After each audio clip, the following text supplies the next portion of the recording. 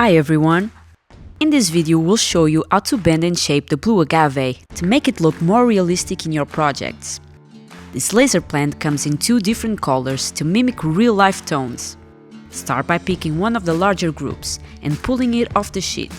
Now focus on each leaf individually. Using your fingers or a pair of tweezers, slightly curve the tips of each leaf.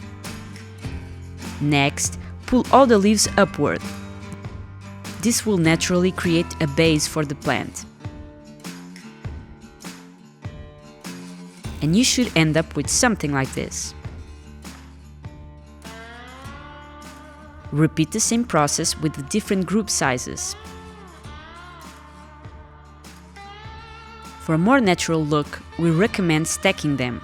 Start with the larger group, then go smaller as you add more. Choose where you want to glue the plants and use cyanoacrylate to fix them in place. To avoid using too much glue, place a small drop on a flat surface. Lightly dip the plant into the glue, then position it where you want it.